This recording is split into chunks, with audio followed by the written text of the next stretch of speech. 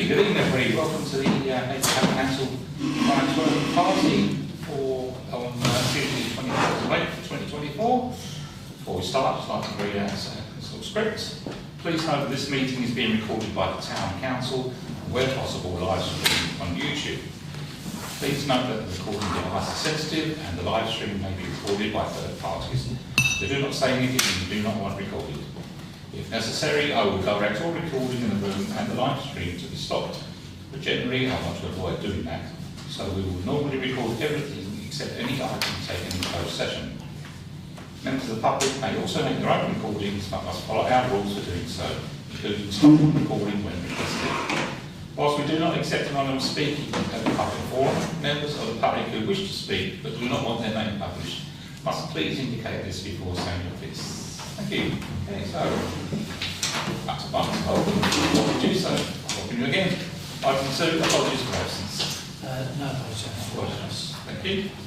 Item 3, declarations of pecuniary interests and requests for dispensations. Do we have any? Yes, that's a no. Item 4 then is the minutes of the last meeting. So minutes held on the 23rd of January 2024.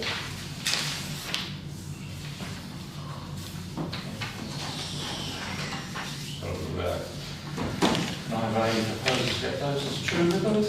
Councillor Brittany, seconded by Councillor Hammond. All those in favour? Thanks very much.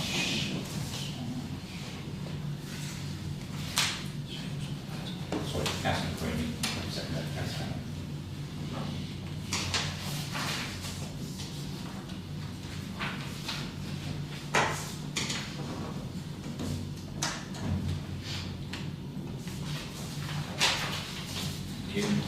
So, 5, the actions arising. So, 24004 KW. So, yeah. So, as it says there, from next year, they will be split out.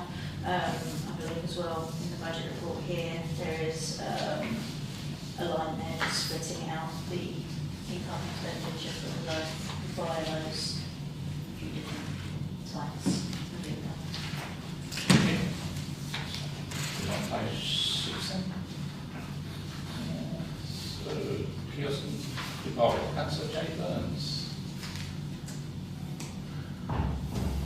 Yeah, sorry, yes, I just thought what it was about it.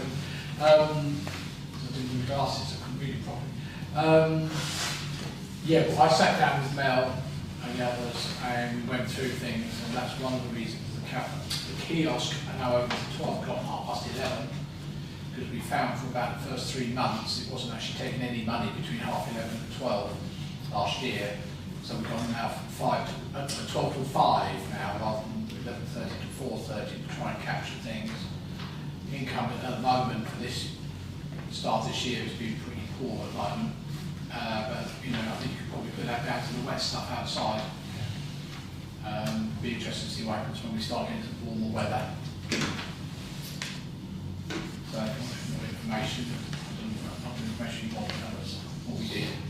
So, Councillor Andrew was asking that these figures could be considered. Did you mean by the committee, or did you mean just we need to establish the viability of these exercises, and it wasn't possible while they were combined. Sorry, I couldn't quite hear that. We needed to consider the viability of these facilities. It wasn't possible while the income was combined. so you're happy with that response?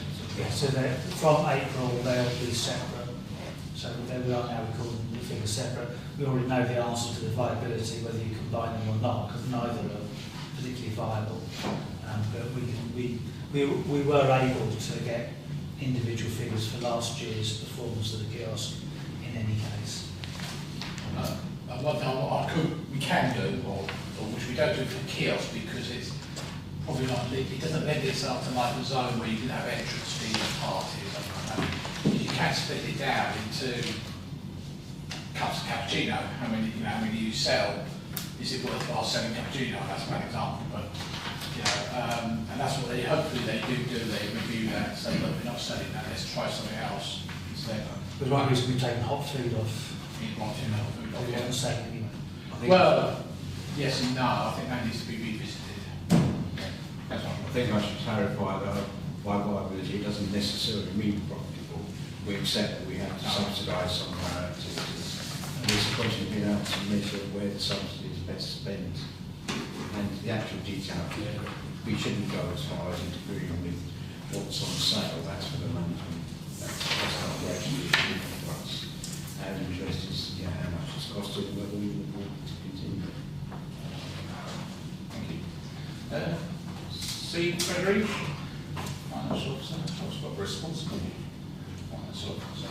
Yes, so we kept, and I, Carrie, very kindly produced some cash flow forecasts, which meant that we did not need to draw down at all on the 32-day account. So that was very useful. It meant we kept as much money as possible on deposit, which obviously helps the taxpayer because effectively you've got the interest of having another household paying council tax. Yeah, You'll sign off, yeah? I did sign it. Yeah, lovely, okay. We'll need somebody else just to vary it a little bit to do that later on. Not me. Yeah, it's Reese. So, draft budget, Haverhill Park. Well, these have all been done now, of course. Okay, so, full action. Yeah. That one's well, yeah. Yeah. So, yeah.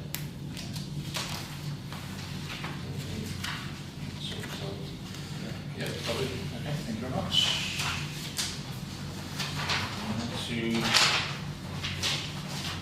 item 6 is the public forum. Any member of the public like to speak at this time? No. Okay, thank you. Wrong answer. 7, the RFO report, which you received by email, and you've got it shown in front of you as well. So, Colin, you get the budget report, not delivery. Right, yes, so hopefully you've all had a chance to read the report. The figures change at year end. Kerry is now working her way through doing the various allocations. The first bit in terms of the transfers from income support budget, so that's something Kerry has been looking at. So we'll try and make sure at year end all the money is in the right pots, so that we now know the actual performance, so we can level everything up as per the original budget, and then we'll be able to produce a final report showing how each department did compared to what we expected. We expected to provide some income support, and it would just be useful to be able to identify exactly how much support we actually gave compared to how much we expected. Have you got any questions on that? No? And the other thing I should say is that the current surplus showing 109,000 overall, that will also go down because we will make the usual contributions to earmark reserves. Some of the funds that are sitting there, for example 501 Youth Skills, some of that money is restricted for a particular purpose and therefore will go into an earmark reserve. So it's not an underspend of 19,000. There's most of that money is actually intended to be spent across 2 years. So a lot of these figures will all be adjusted. A little bit of information on the zone to where we finish. You were asking before about the breakdown splits between the entry fees, parties, cafe, etc. So entry fees ended at 82% of what we'd hoped for. Parties ended up 121% of what we hoped for, and the cafe 52% of what we asked for. So 66%, sorry.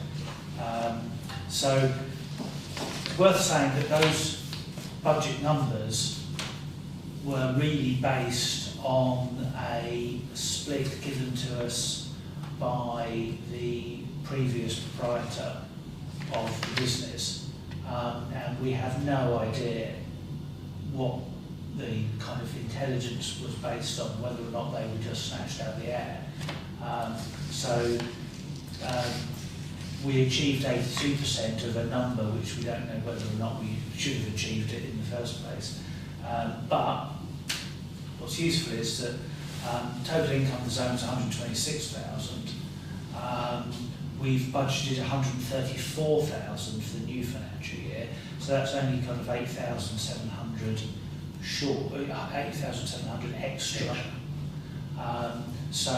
That seems to me, as we develop the business, to not be an unreasonable additional stretch. So if there's comfort to be taken from anywhere, it's that we've set a relatively achievable budget for this current financial year, because last year we very needed it. Does anyone have any questions? A couple of things actually. I wonder whether we've just been talking about kiosks and everything, whether the line item 320, I'm assuming that's split into sub-accounts, whether we can split that. No, it's not. Are they merged together? This is last financial year. No, I'm talking about, I appreciate that. I'm talking about where 320 is kiosk and coffee bar. Yeah, well, you know which numbers are. So one of them's going to keep 320, one's going to... Yeah, so it will be, if I remember correctly, the coffee bar is keeping 320, and then I'm correcting everyone for 214. Okay, The so I kids, wonder so if we ought to it put will split those, out. they are separate on this report. This is last financial year. You said we'd do it from April. This is February. Yeah, I know. I'm just thinking, I was going to add on, thinking about the bar upstairs as well, whether that's possible. The bar currently comes under 300, the arts. I know it does, yeah, I know. I'm just wondering, because we're going to be able to have a lot more data coming in, I didn't know whether that might be something to think about. Would there be benefits of separating it? Well, it's one entity, isn't it? It is, but equally, sometimes it just earns a like the bar, lot of it's money, not making sometimes money. it earns virtually nothing. You know, we open the bar when there's a film on, and there's about 8 people in there, and we never sell anything. You know, We can do anything that councils want. The only thing I would say is that what do we set as a budget? Because we'd be just picking a random number. well, even just report it, maybe. You know, I mean, it's a bit like the zone figures. And Exactly, yeah. I appreciate what you're saying there. I mean, and this is because I think I know what they do over there. Is party income also includes food to a certain extent. Not all of it, but it includes Yeah, food. it does include the food. So arguably, when you can talk about cafe, the cafe income's down because it's gone into the party account. Yeah, So there could be a bit of cross pollination. So it's possible you could do like the other zone and sort of just have a one budget for the whole thing, but sort of... No, I think it's good to have a breakdown. Important breakdown. That's what councils require. Is that a proposal?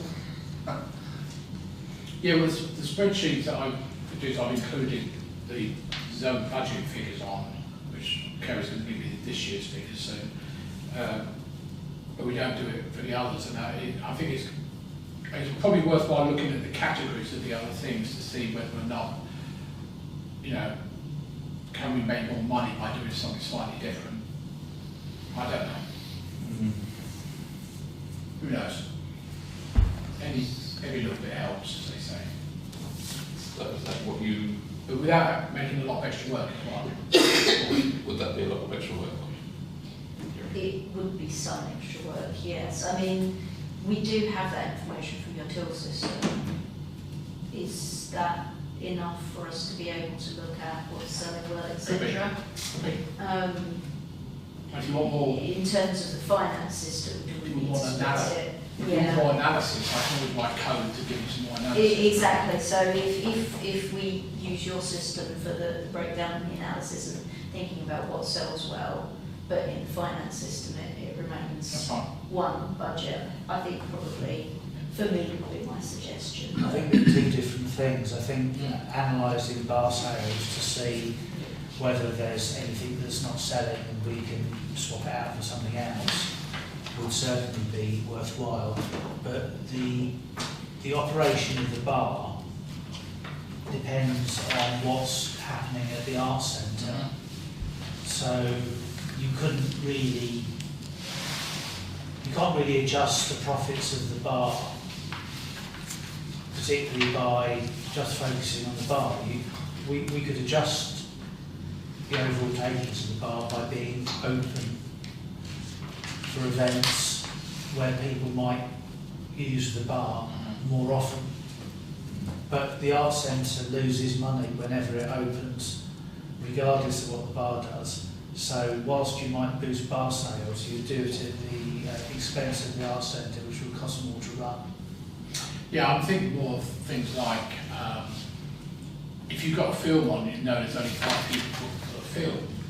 Would it not be just cheaper just to give one bottle of water and don't want to open a bar with the bar staff or the bar person? I'm just thinking, you know, I mean, it's difficult. Yeah, I think that's absolutely valid, and your bar data will give us that. But Yeah. I can't see running that through the RFO report would help. No. I'm thinking about having the data available if it's needed, but I think Kerry's right. I think, you know, maybe we just need a bit more analysis in the till systems. Just a bit of a reminder to the mayor, really. You were talking about the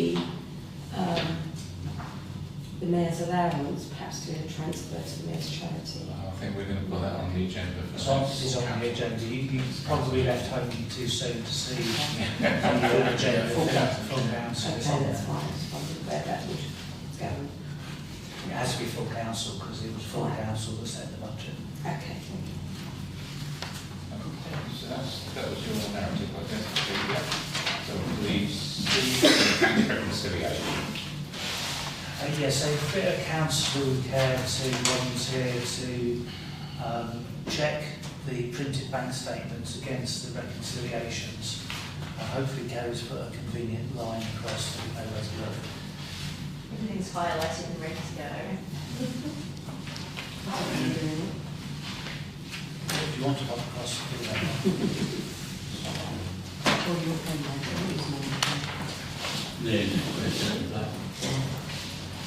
So you can see I'm highlighted. Carry on.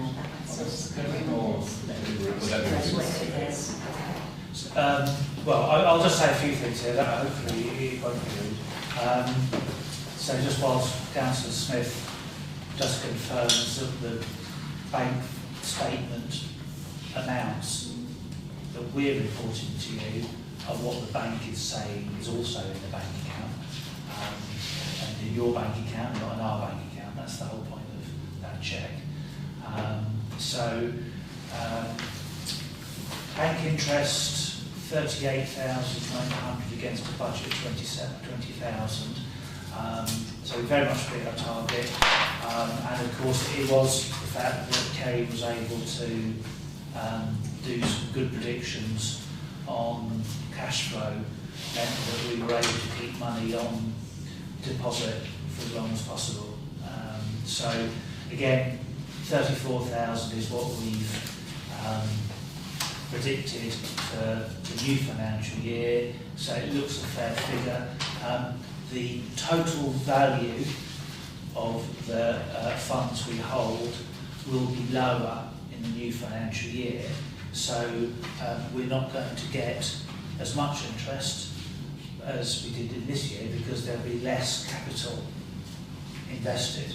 And that's simply because we are spending some of the reserves exactly as they were planned to be spent. And we're also cognizant of the fact that it is likely at some point, people can stop throwing missiles at each other, that the interest rates might actually start going down. So we've allowed for the fact that the interest rates may be lower at some point in this financial year. Okay. Any questions? Good stuff.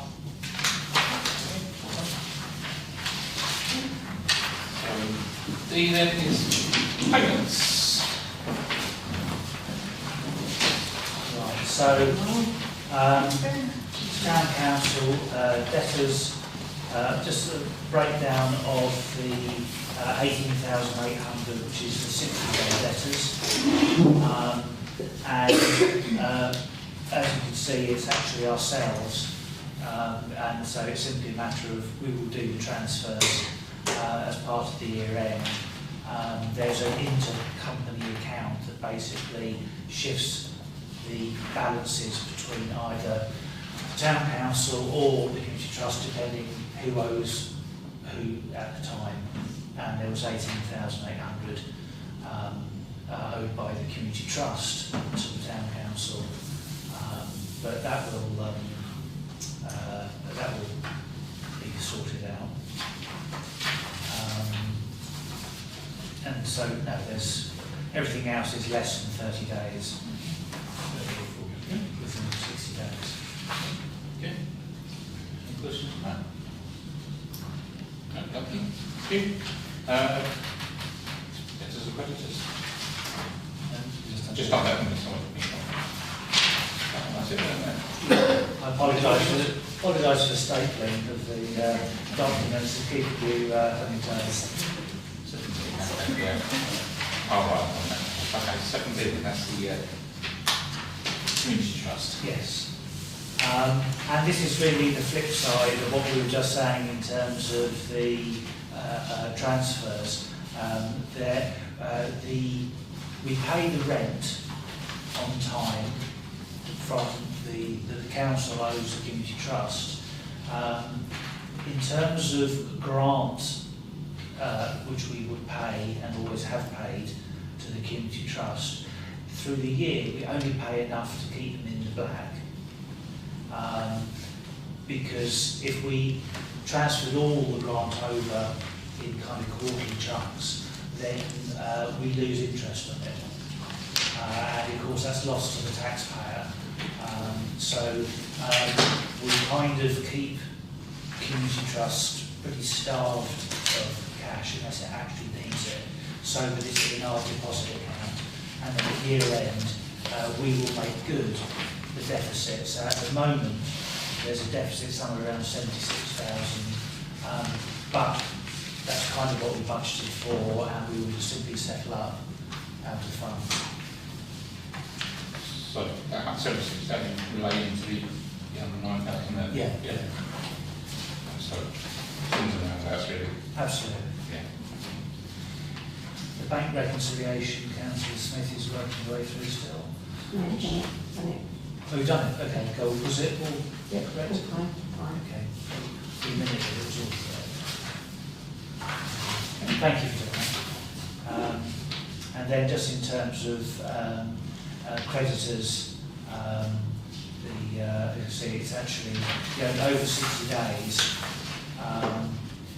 I think have you resolved £157.50? Yeah, it was just an issue with Haverhill's new payment platform and getting the invoices over electronically through their system. So that's So the for us process. to pay them, we had to use their portal to pay them.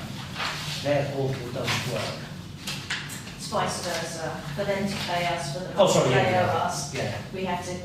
It's Yeah, it's so in us submitting invoices to them in their Yeah. portal, but their portal doesn't work. Exactly, yeah. So they couldn't accept our invoices. I Well, had to do actually- it via email in the end. Yeah, so we just did it manually, yeah. Isn't technology on it? And the individual who owed money is now paid, so that's all accounted for. Okay. And that completes everything. Right. Anybody any questions? Sorry, no questions at all? Sorry, Councillor Andrew. Just finally, I think the committee should thank Kerry for managing the cash flow so well. It's a really difficult job predicting cash flow. I know from personal experience, and it's so significant in terms of interest on the bank account that it's an important matter for someone to attend to. It's a great professional approach to it. Thank you. Please. Thank you very much. I think we can all echo that. Item 8, the statement meeting is Monday the 27th of July 2024 and the close of the meeting at 2017.